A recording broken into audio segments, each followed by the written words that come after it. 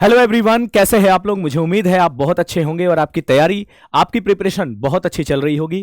और मैं चंदन सर आप सबका बहुत बहुत स्वागत करता हूं आपके अपने यूट्यूब चैनल बैंकिंग बाय रोजगार विद अंकित यूट्यूब चैनल पर आप सबका स्वागत है। डियर एवरीवन, एक बहुत ही इंपॉर्टेंट इवेंट के साथ मैं आपके सामने आज हाजिर हुआ हूं और वो है कि अभी जो 28 दिसंबर 2025 को जो IBPS RRB PO का यानी कि ऑफिसर स्केल 1 का जो मेंस एग्जाम हुआ था, उसमें जनरल अवेयरनेस के जो 40 क्वेश्चन पूछे गए थे वो किस तरह के पूछे गए थे, आज हम उसका पूरा फुल डिटेल एक्सप्लेनेशन देने वाले हैं, क्वेश्चन विथ आंसर, जिससे आपको पता चलेगा कि बैंकिंग के एग्जाम में किस तरह के क्वेश्चन पूछे जाते हैं। तो आज यानी कि 28 दिसंबर 2025 को जो IBPS RRB PO का मेंस एग्जाम हुआ था, उसमें जीए के किस तरह के क्वेश्चन पूछे गए थे, बैंकिंग एंड फाइनेंशियल अवेयरनेस से रिलेटेड, जनरल करंट अफेयर से रिलेटेड, हम उसको आज आपको अच्छे से बताने वाले हैं।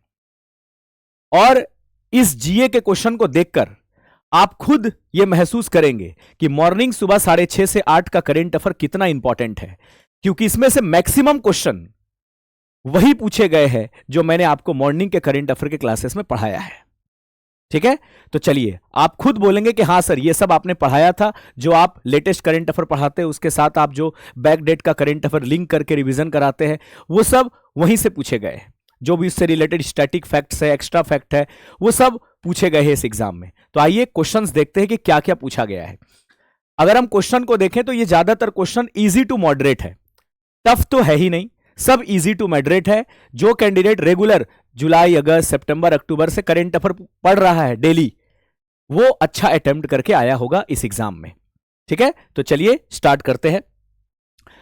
तो पहला क्वेश्चन देखिए क्या है। Question, capacity building commission.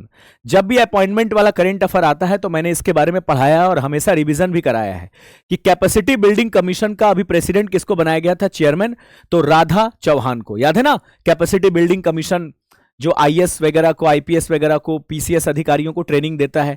ठीक है, तो वही है ये, है ना, सिविल सर्वेंट को ट्रेनिंग देता है। तो कैपेसिटी बिल्डिंग कमीशन का चेयरमैन अभी राधा चौहान को बनाया गया। यही क्वेश्चन आया था। एक गवर्नमेंट स्कीम से सवाल आया था, गवर्नमेंट स्कीम से 2-3 क्वेश्चन आए थे। एक क्वेश्चन आया था PM अभीम। PM अभीम, ठीक है, यह पूछा गया था कि कब लॉन्च किया गया था, PM अभीम स्कीम कब आया था, तो अक्टूबर 2021 में। अब आप बोलेंगे सर PM अभीम क्या है, तो इसका पूरा नाम है आयुष्मान भारत हेल्थ इंफ्रास्ट्रक्चर। तो PM अभीम का पूरा नाम है Ayushman Bharat health infrastructure mission.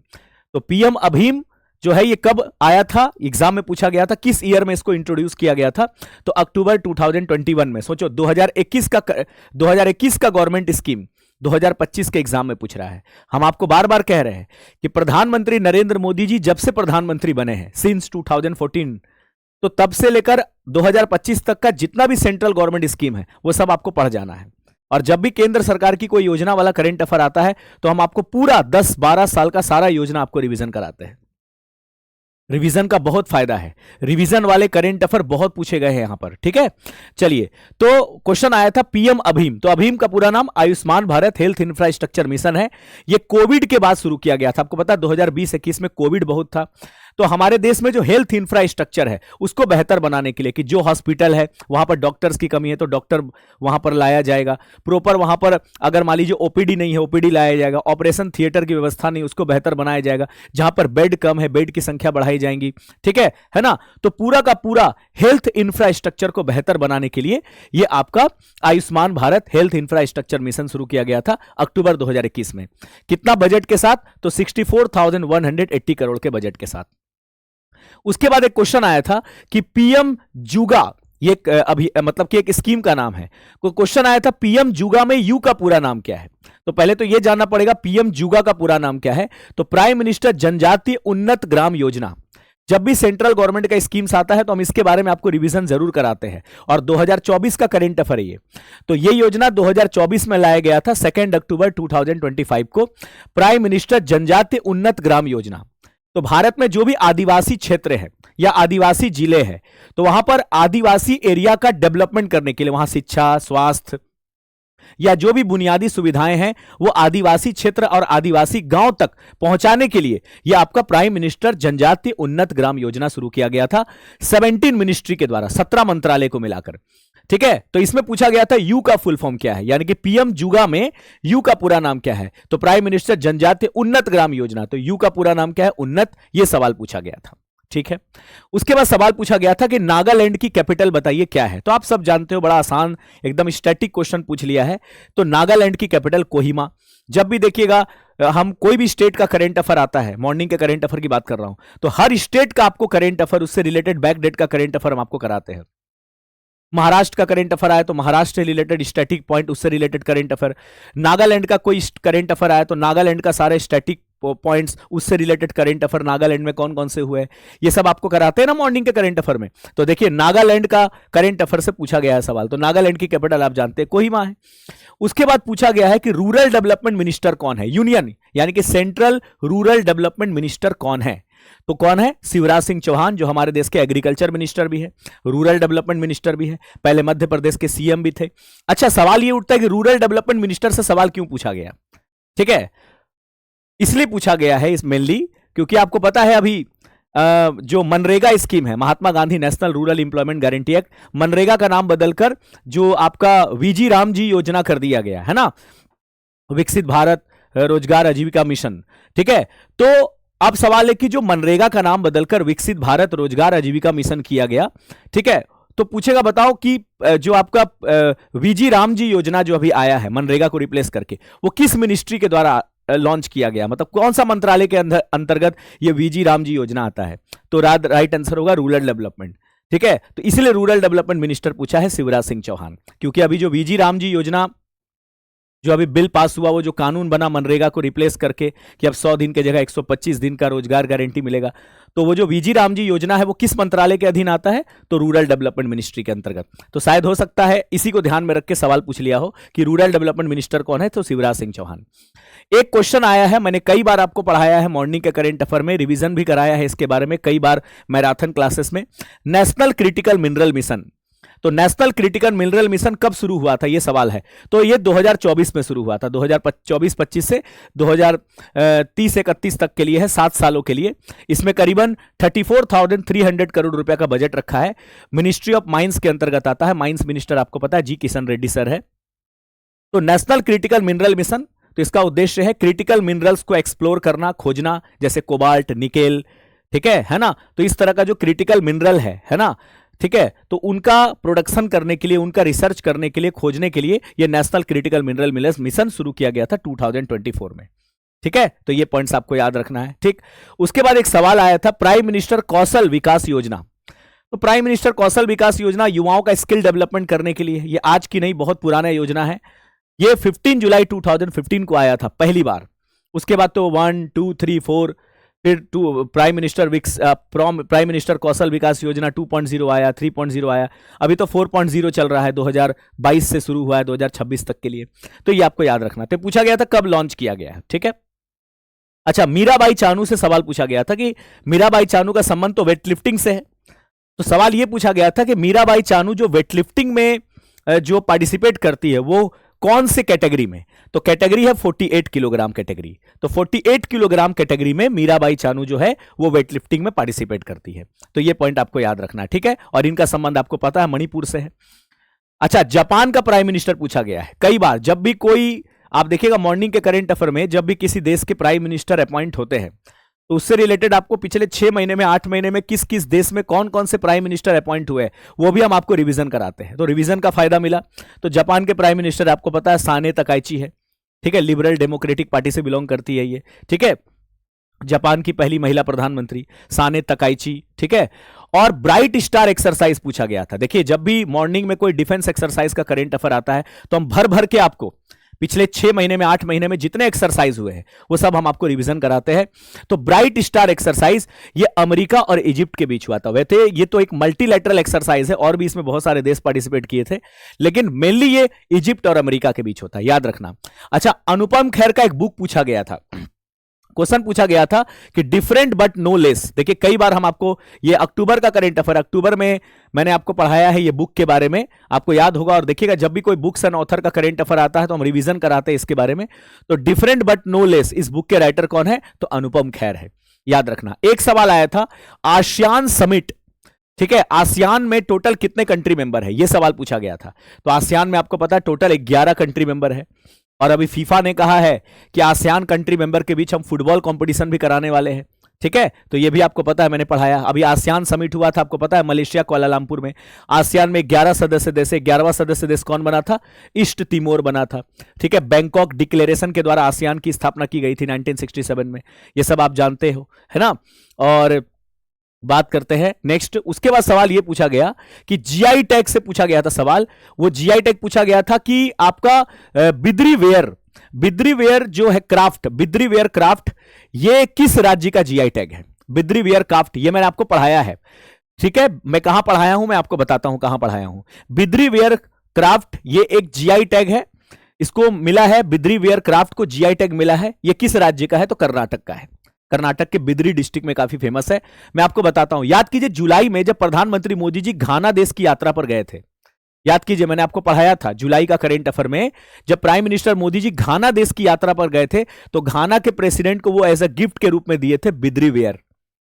जब भी हमारे देश के प्राइम मिनिस्टर किसी भी देश के प्राइम मिनिस्टर या प्रेसिडेंट से विजिट करने के लिए जाते हैं तो कुछ ना कुछ गिफ्ट लेके जाते हैं भारत से, तो बिद्री वेयर गिफ्ट दिया गया था आपका घाना के प्रेसिडेंट को। साउथ अफ्रीका भी गए थे तो वहां पर भी ये बिद्री वेयर गिफ्ट दिया गया था साउथ अफ्रीका के प्रेसिडेंट को, याद रखिएगा।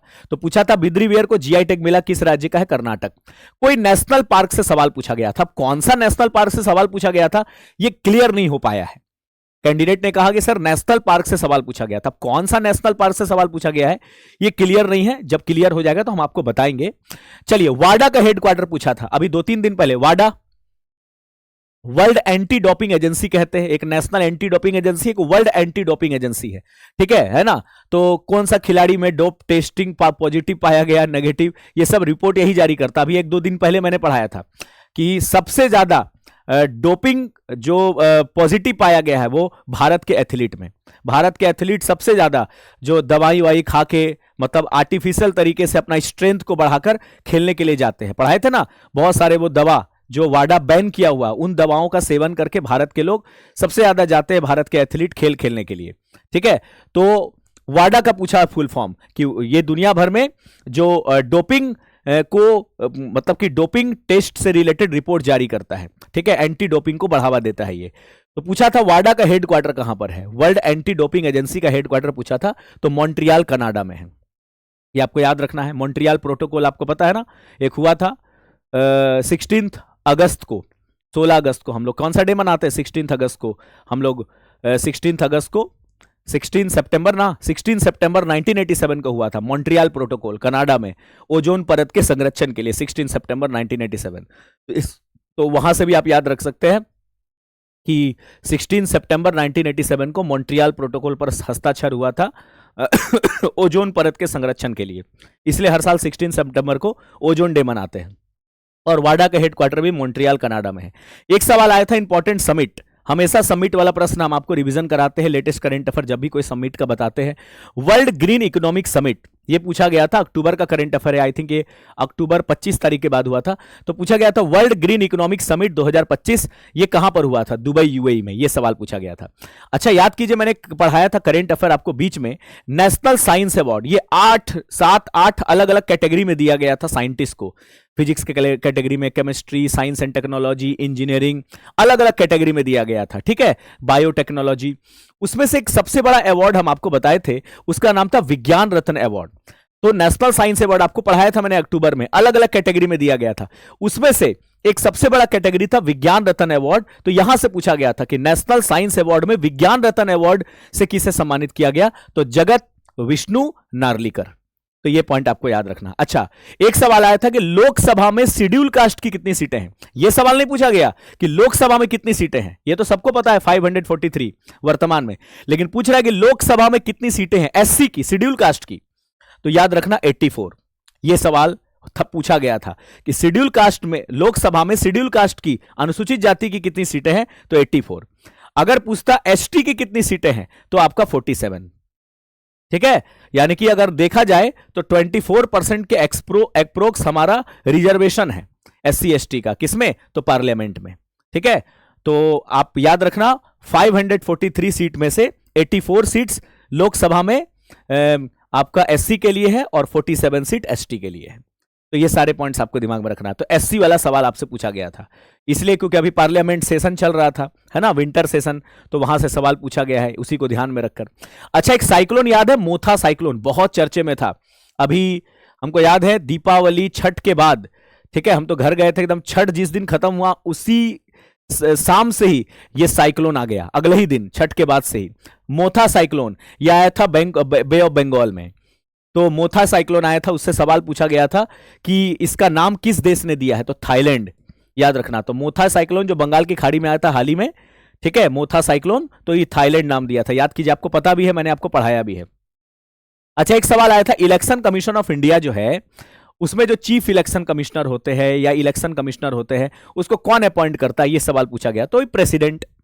अच्छा, एक सवाल पूछा गया था, मैंने आपको अपॉइंटमेंट वाले प्रश्न में कराया है, ठीक है, जब भी फीमेल वाला अपॉइंटमेंट आता है तो हम आपको रिवीजन कराते हैं कि वर्ल्ड इंटेलेक्चुअल प्रॉपर्टी ऑर्गेनाइजेशन, जिसका हेडक्वार्टर जेनेवा स्विट्जरलैंड में है, तो वीपो जो है वो अभी हाल ही में, वीपो में कौन सी इंडियन अभी अपॉइंट हुई है, कोई फीमेल अपॉइंट हुई थी, याद है मैंने पढ़ाया था, जो दिल्ली हाई कोर्ट की फॉर्मर जज भी रह चुकी है, हरियाणा से बिलोंग करती है।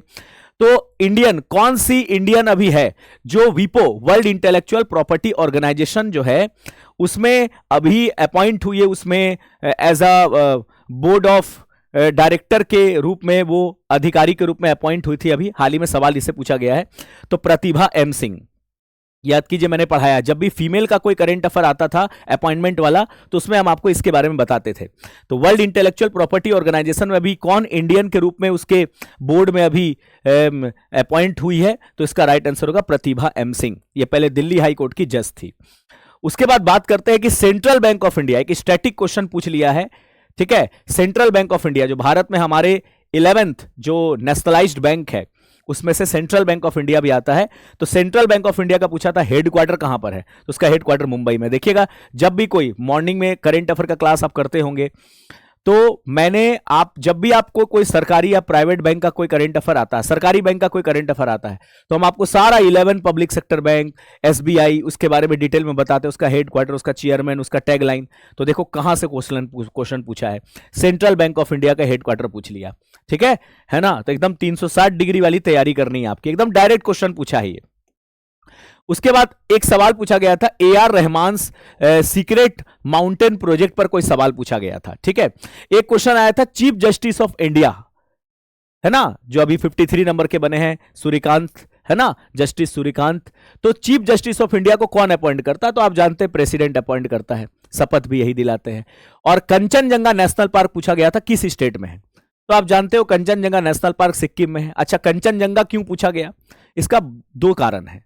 कंचनजंगा इसलिए पूछा गया क्योंकि आपको पता है कि अभी IUCN जो है, international union conservation for nature, जिसका हेडक्वार्टर स्विट्जरलैंड के ग्लैंड में है, मैंने पढ़ाया था आपको, अभी हमको लगता है अक्टूबर नवंबर का करंट अफेयर है ये।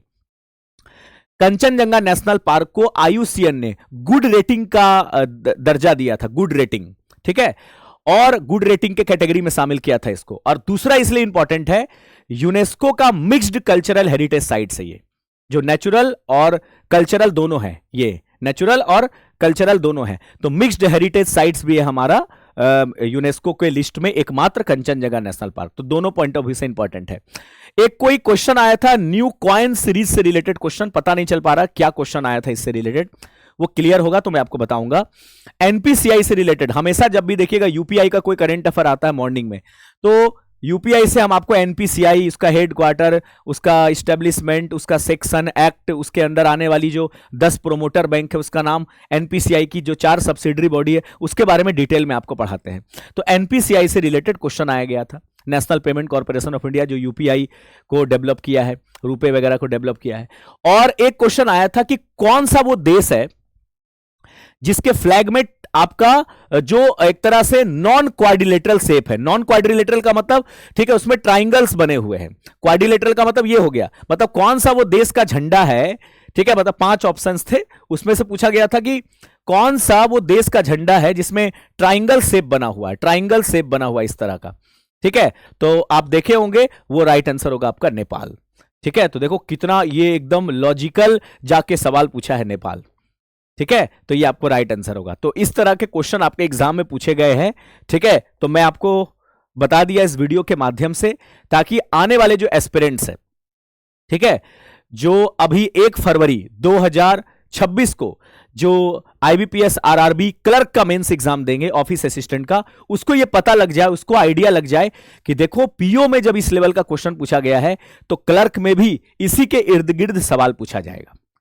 ये क्वेश्चन देखा जाए तो पूरा का पूरा इजी टू मॉडरेट है, ज्यादा से ज्यादा इजी है, मॉडरेट तो बहुत कम है, ज्यादा से ज्यादा इजी है। जो कैंडिडेट रेगुलर जुलाई, अगस्त, सितंबर, अक्टूबर, मतलब जुलाई से रेगुलर करंट अफेयर अगर पढ़ रहा है, क्योंकि ज्यादातर करंट अफेयर इसमें जुलाई से अक्टूबर का है, ज्यादातर जो करंट अफेयर है या इससे रिलेटेड जो स्टैटिक फैक्ट्स पूछे गए हैं वो सब जुलाई से अक्टूबर के बीच का ही है, उससे बाहर नहीं है, ना तो जुलाई के पहले का है ना तो अक्टूबर के बाद का है।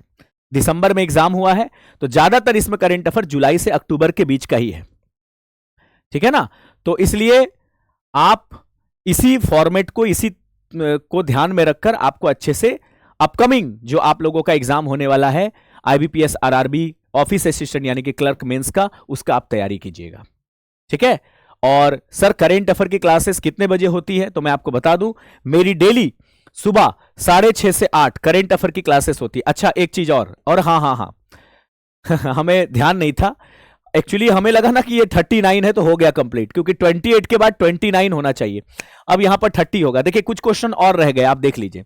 जैसे payment and settlement system act से क्वेश्चन आया था, देखिए जितने भी चेक, डिमांड ड्राफ्ट या आपका जो भी हमारे देश में एनईएफटी, आरटीजीएस, यूपीआई के माध्यम से जो भी आप पेमेंट करते हैं, क्वेश्चन आया था कि पेमेंट एंड सेटलमेंट एक्ट जो 2007 में आया था उसको कौन मैनेज करती है, तो आरबीआई। तो ये क्वेश्चन आया था।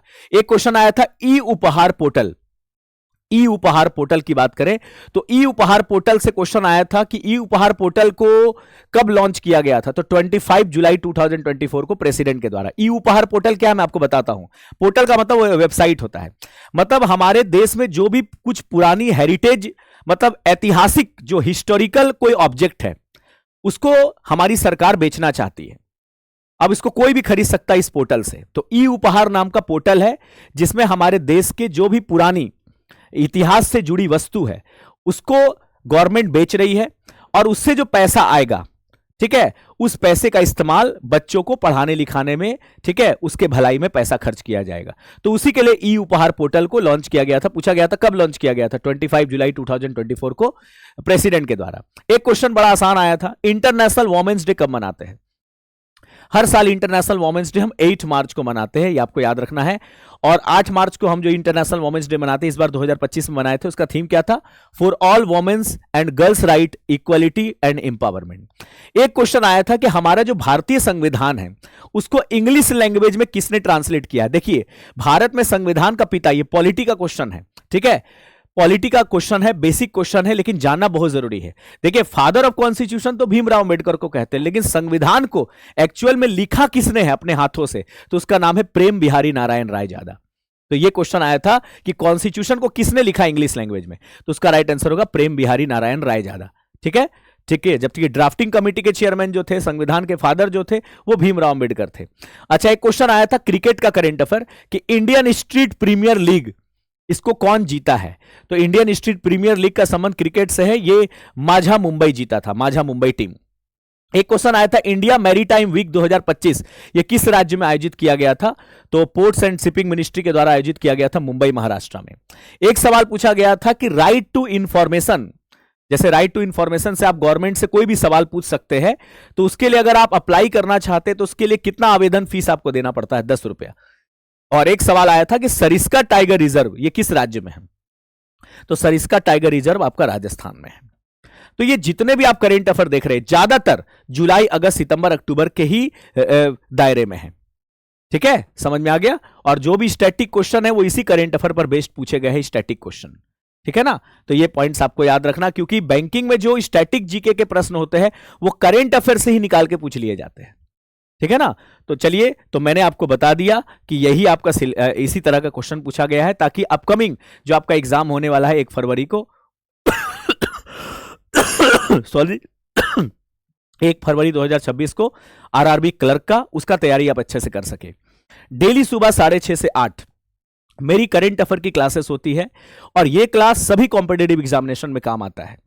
इसमें हम 1.5 घंटा आपको डेली करंट अफेयर पढ़ाते हैं, जिसमें सबसे पहले हम आपको आधा घंटा, half an hour, banking, finance, economy से रिलेटेड जो करंट अफेयर है वो कवर कराते हैं। उसके बाद का जो 1 घंटा है उसमें हम आपको पूरा जनरल करंट अफेयर कवर कराते हैं। ठीक है ना? और उसके साथ आपको लिंक करते हुए डेली बेसिस पर 6 महीने का करंट अफेयर आपको बैक डेट का रिवीजन कराते हैं, ताकि एकदम करंट अफेयर्स का जो डर है वो एग्जाम तक एकदम आपका खत्म हो जाए। ठीक है? क्योंकि जीए में सबसे वाइटल रोल होता है आपका, बैंकिंग के मेंस में सबसे वाइटल रोल होता है आपका जीए का। और बैंकिंग का जीए का मतलब आपको उसमें 2 ही चीजें पढ़नी है, एक आपका बैंकिंग, फाइनेंस और इकोनॉमी से रिलेटेड करंट अफेयर, और एक आपका जनरल करंट अफेयर। 90% से ज्यादा सवाल तो बैंकिंग में करंट अफेयर के ही पूछे जाते हैं। तो डेली सुबह 6:30 से 8 हमसे करंट अफेयर पढ़िए और देखिए आपको करंट अफेयर में विश्वास कितना बढ़ जाता है। आप खुद कहेंगे सर अब मेरा करंट अफेयर बहुत इंप्रूव हो गया, अब हमको सब कुछ याद होने लगा है। ठीक है, चलिए, बहुत ही शानदार क्लास होती है सुबह 6:30 से 8 करंट अफेयर की। तो thank you everyone, all the best आप सबको, बेस्ट ऑफ लक। सेशन को जहां तक हो सके लाइक, सब्सक्राइब एंड शेयर जरूर कीजिएगा। Thank you, all the best.